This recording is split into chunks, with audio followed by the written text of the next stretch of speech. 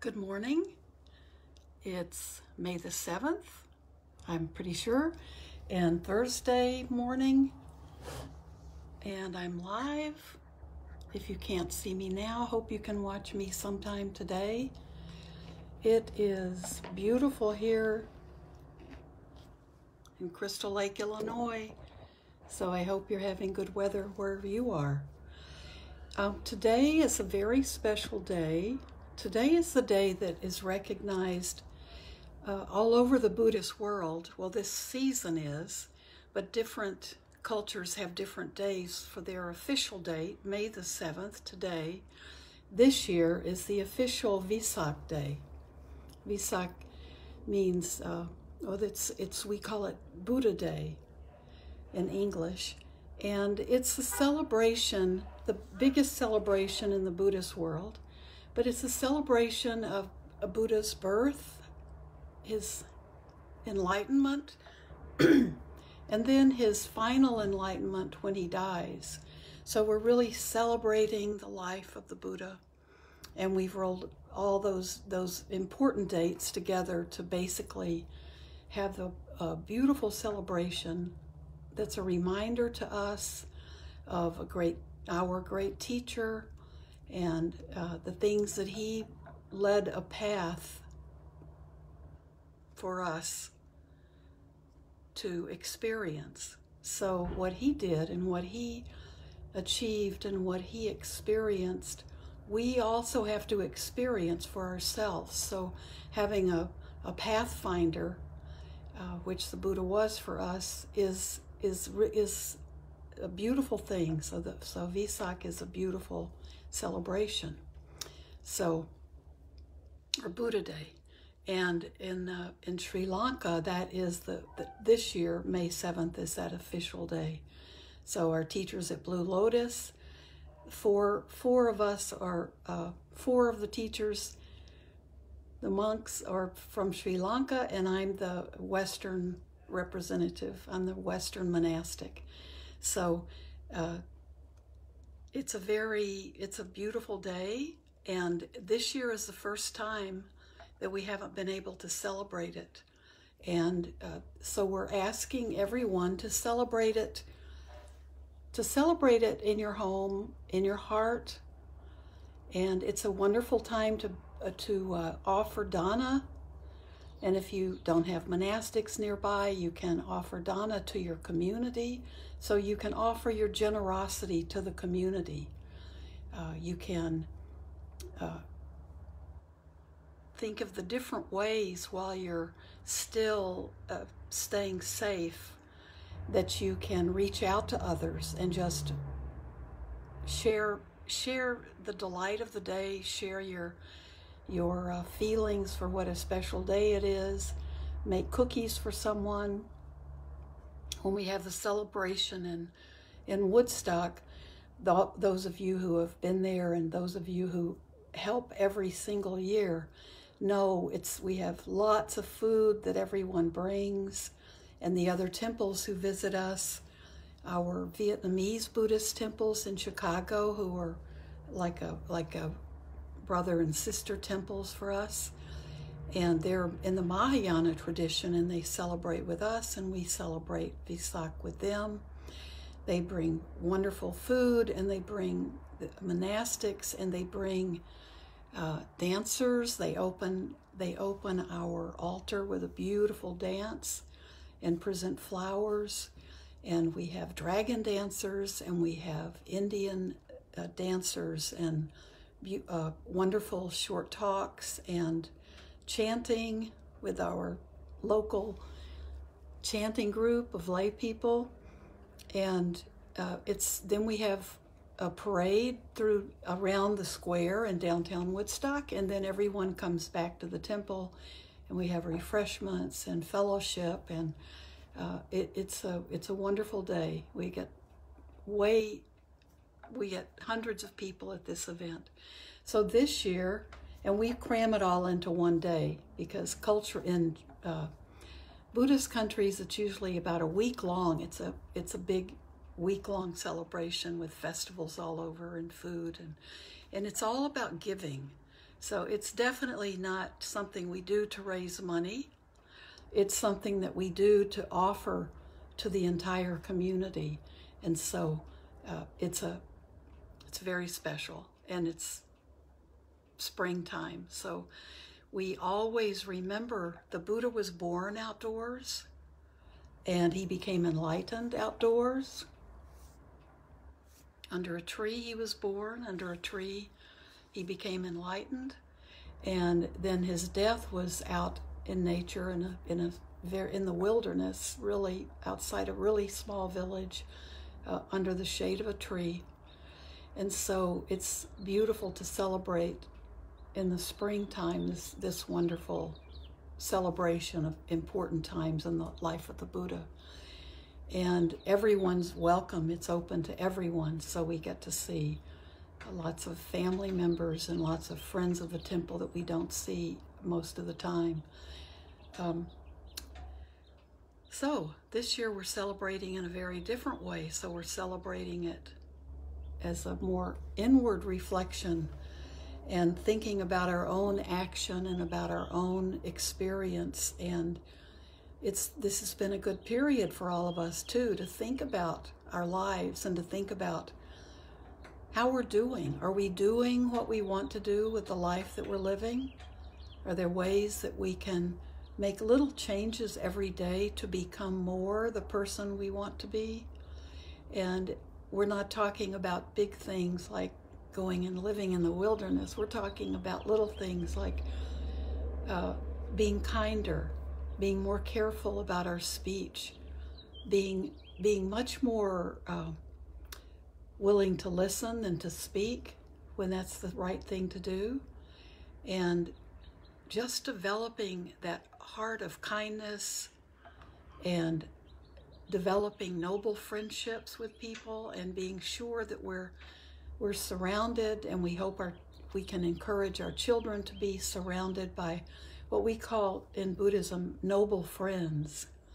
Those are the kind of friends who are honest with us and who don't get us into trouble and don't lead us into temptation. We make the choice ultimately, right?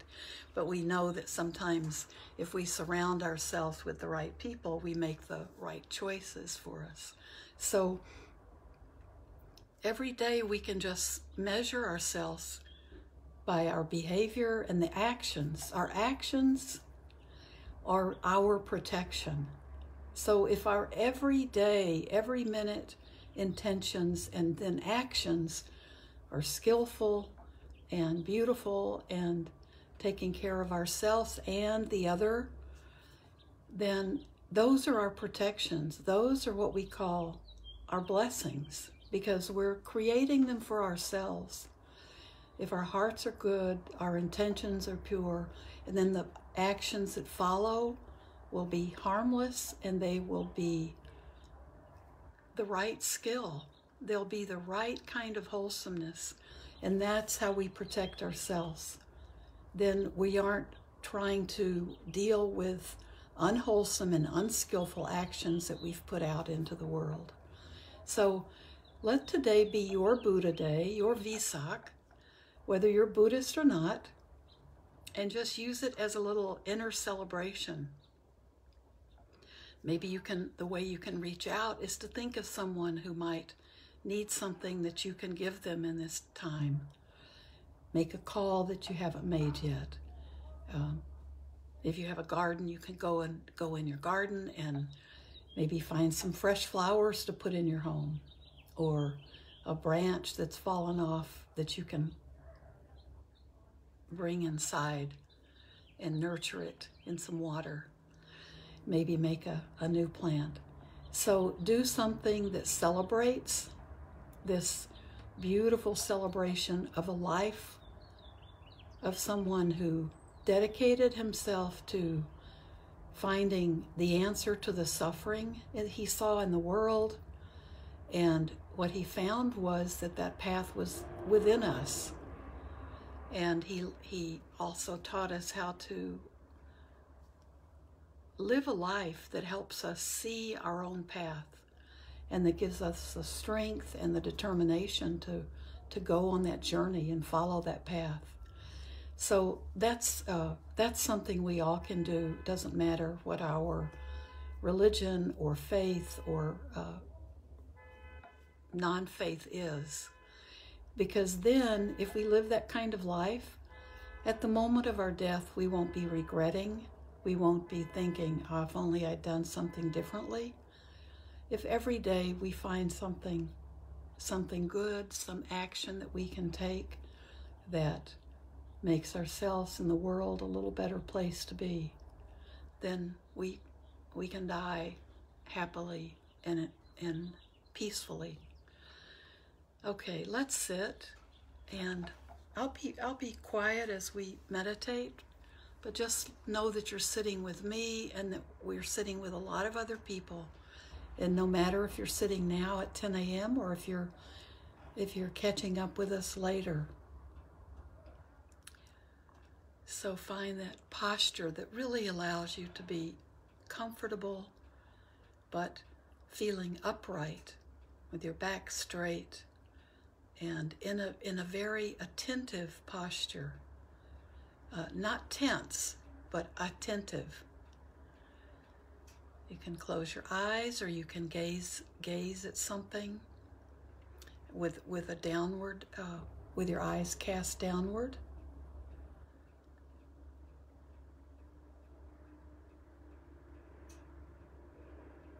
Let your hands rest in your lap. You can be on your back. You can be walking, standing.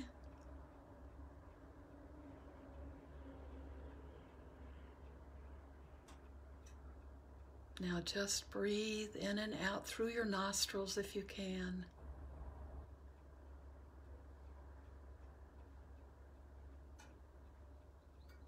Let these first breaths ground you. By grounding, I mean we're centering ourselves. We're coming into our bodies. Come into your bodies. Feel your feet on the earth.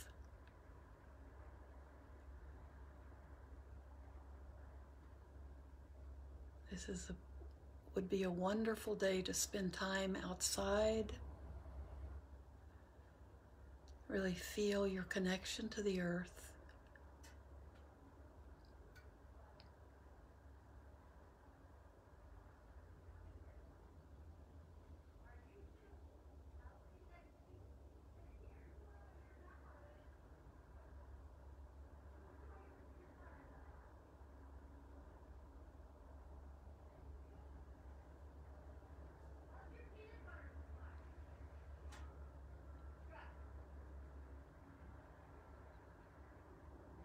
With each breath in, just come to the present moment.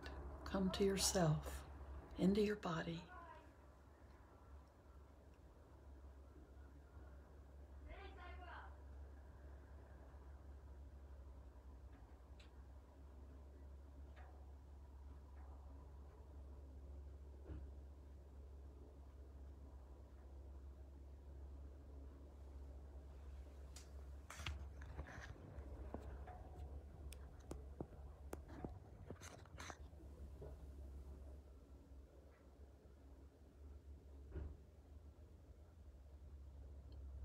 Just observe how everything going on in your body follows that rhythm of life.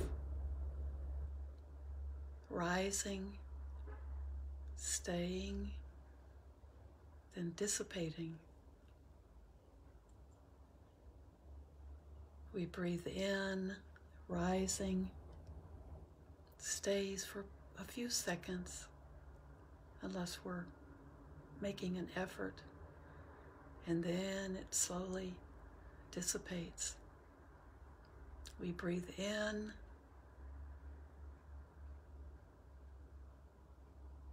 And that oxygen circulates through our body.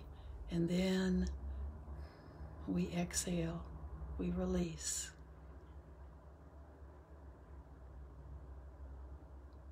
That's the nature of this life.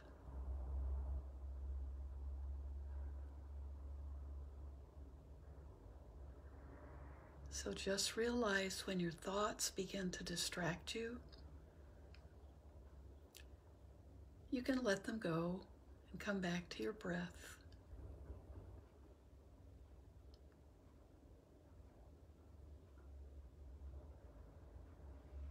They're always coming and they're always going.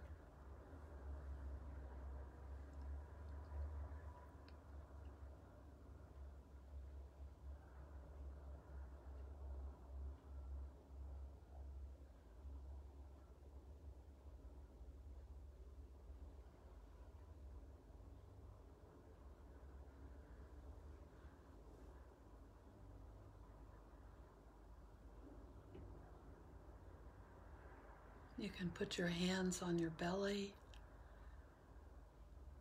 Feel your breath as it rises. And then as you exhale, it contracts.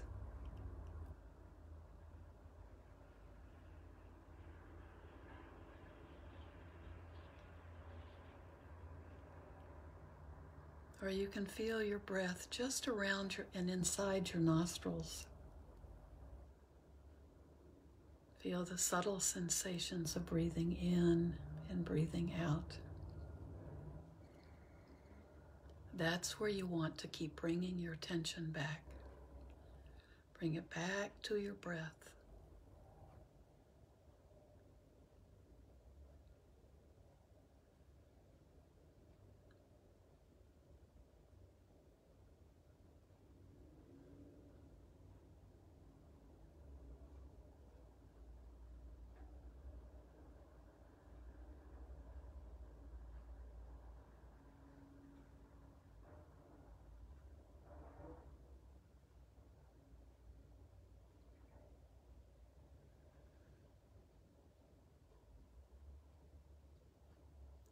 Breathe in peace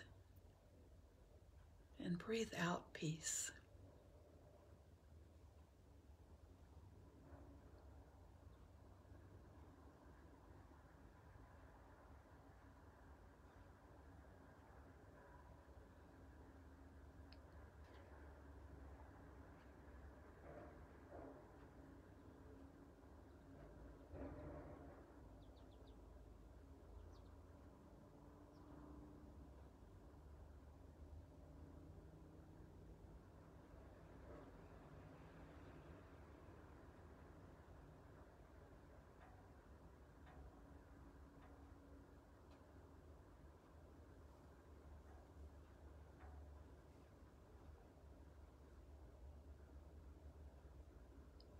If you're working with heavy emotions, if you're working with fear or anger, if you feel a lot of anxiety or kind of your heart racing sensations, as you breathe in, you can be aware. Breathe in that emotion, and breathe out, recognizing it's there. Breathe in the emotion, and as you exhale, know that you can be with it. You can write it out.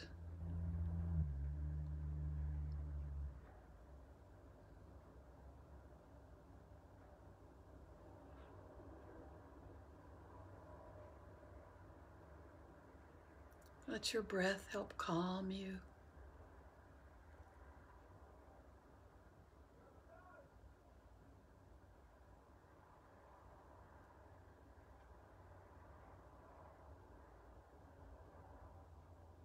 All of us have these periods of emotions that are difficult to handle.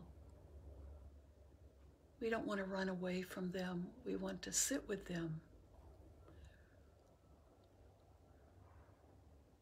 Sometimes we have to sit with them just to be accepting them and recognizing them. We don't want to repress these emotions and let them be acted out without us quite knowing why we're being angry with people or self-sabotaging ourselves.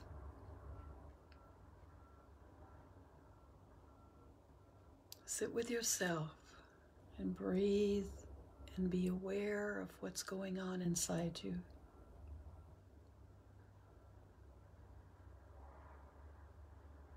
So we want to get beneath these thoughts and see what's happening in our body.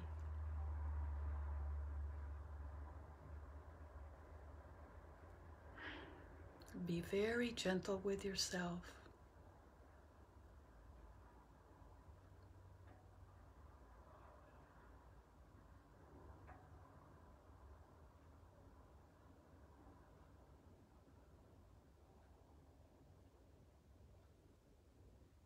So when we can identify one of these negative or dark emotions that's troubling us, just be with it and breathe.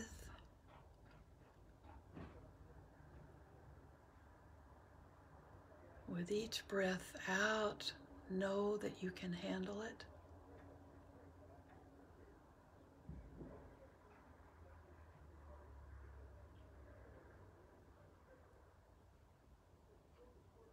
And with each breath in, we recognize it.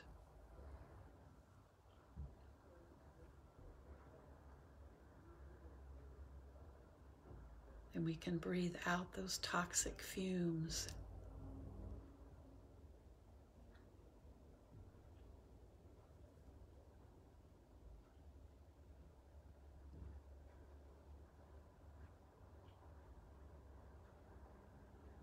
And eventually we'll be able to see that we no longer have to deal with that particular emotion. We may have to sit with it, breathe with it, and keep working with it by just investigating it, looking at it.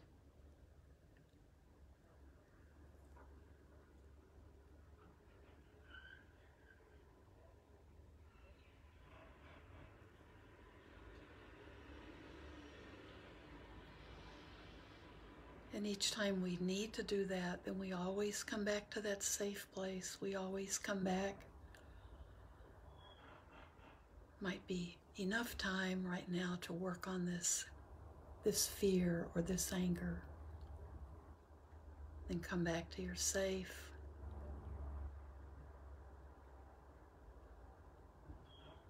place of self-care, loving yourself. And practice loving kindness and goodwill.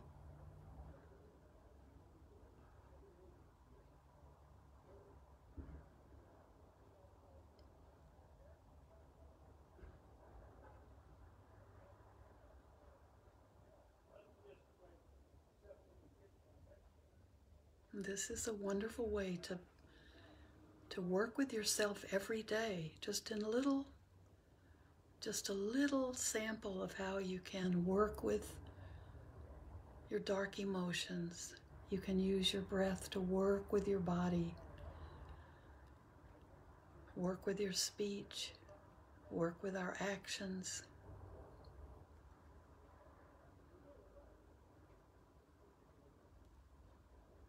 We begin to see where they're coming from, why they're hard to work with, why we keep thinking about them and knowing about them, but we're not getting to see the changes in our behavior or in our thought patterns. We have to do it within our bodies. We have to start inside.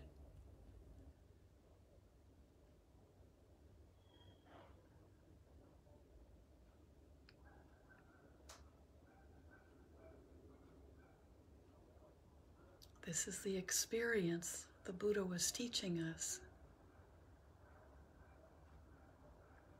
We have to go on this path. We have to see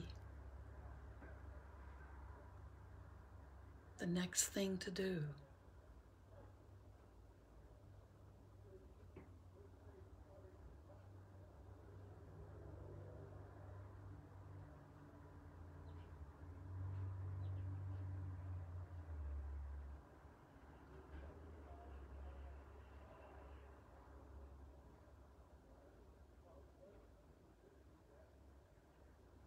So now I'll stop for today. And I want this to be a beautiful, happy Vesak day, a Buddha day for everyone, regardless of your religion, your spiritual teaching. Just know this is a day for celebration and for generosity and compassion. May everything we all do today be done for the benefit of all living beings. Beings being born and beings dying. All creatures, all invisible beings. And may all of you be well and be content and be filled with peace. Thank you.